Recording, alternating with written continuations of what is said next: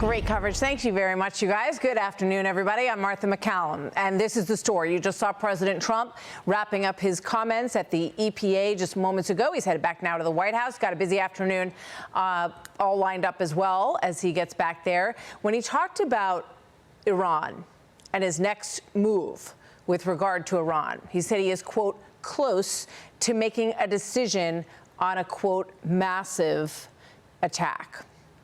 And that attack would be bigger than anything that we have seen before so far on Iran. And, you know, we have sort of been back and forth at different junctures in this battle, but we've seen in the past 12 days this escalation of targets all along the strait and some interior targets as well that have been going at their capability to dominate the strait or to have any control over the strait at all and extend beyond that. So we're going to keep a close eye on that. The president continues to say that Tehran would like a deal, but they haven't demonstrated that they're ready to make one. Quote, they haven't received enough pain yet from the president, and that from an Axios report. Fox can confirm that for the first time, this new wave of strikes that I was just mentioning, during them, the United States deployed a B-1 bomber, which is capable of carrying 24 missiles. There's a look at the B-1 Lancer that was used for the first time in this battle against Iran over the course of this week. So this is a very heavy power machine that you see in the B-1 Lancer that is now being put to use by the United States military. And it signals, in many ways, a new phase of this offensive against Iran. So meanwhile, on Capitol Hill, Republican Tim Sheehy from Montana, who has been an interesting senator to watch on this story and has defined himself to a great extent in terms of speaking out about Iran. He served as a Navy SEAL, and he makes a strong case to keep fighting and finish the job. Watch. Love Donald Trump or hate him.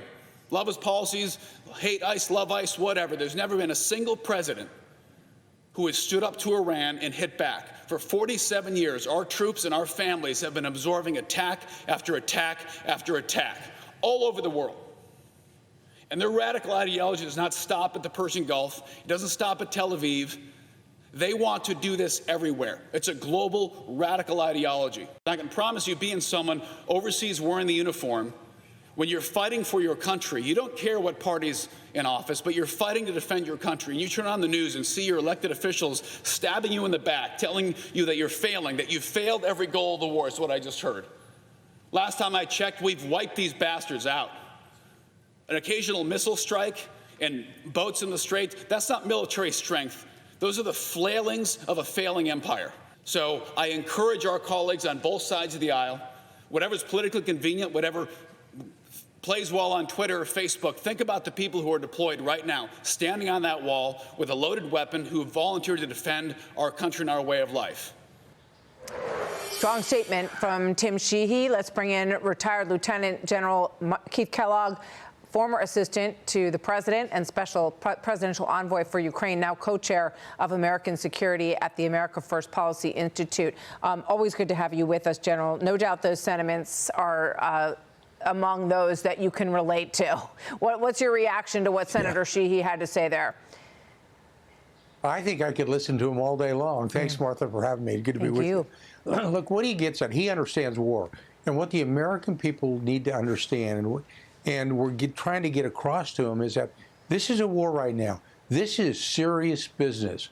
But part of being in war, you have to break the opponent's, the enemy's will to fight. And I get great concerns that we haven't really gotten to that point. What do I mean by that, and why is that important?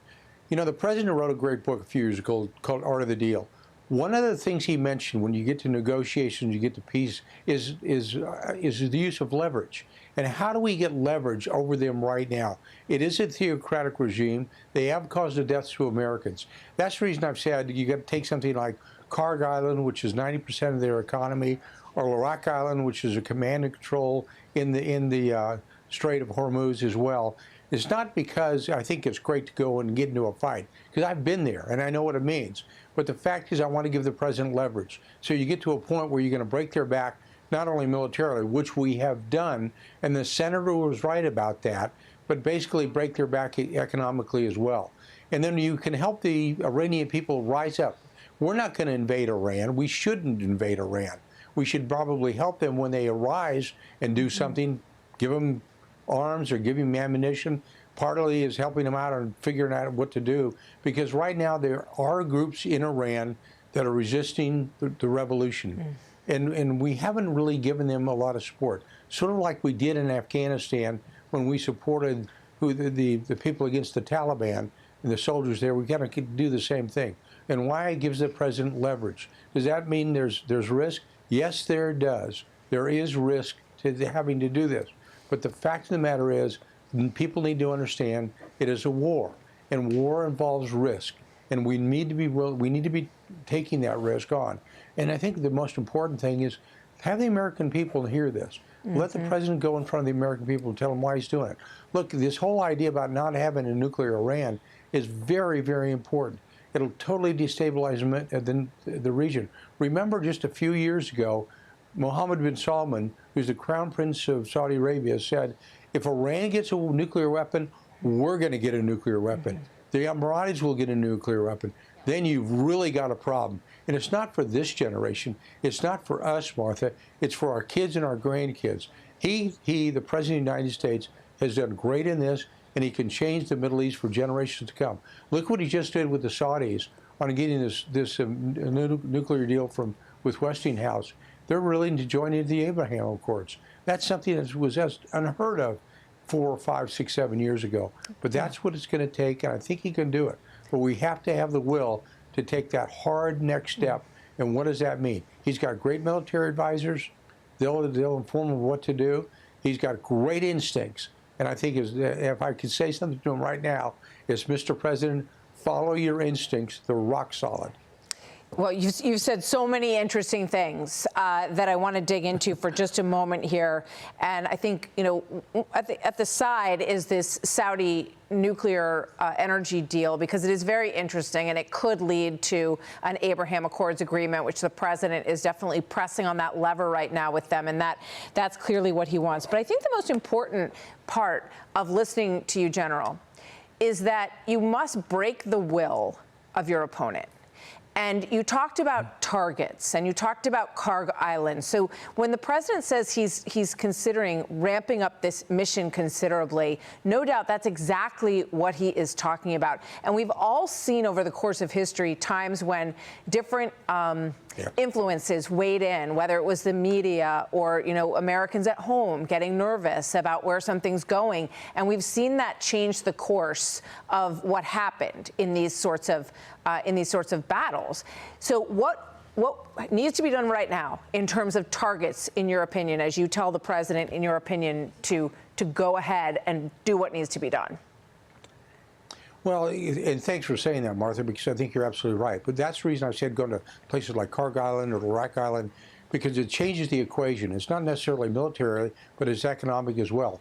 Look, I'll give you a good example, and there's nothing taking back from my friends in the Air Force or air power alone. But in the first Gulf War, I was in Saudi Arabia and eventually into Iraq. And we sat there, we got on the berm, which was right across in the north, right next to Iraq. And we watched 30 days of bombing. It did nothing. So we crossed the berm.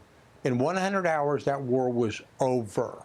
And I was on the Euphrates River within 48 hours.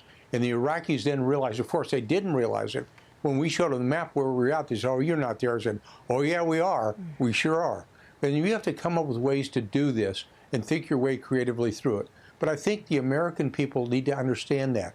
There's always going to be 30%. There's 30% of Americans who I'm absolutely convinced think the sun rises in the west and not the east. And those are the kind of people you just not disregard them, but go with your instincts and think what's going to be done, break their will. This is for the future, not for today. Yeah. So interesting.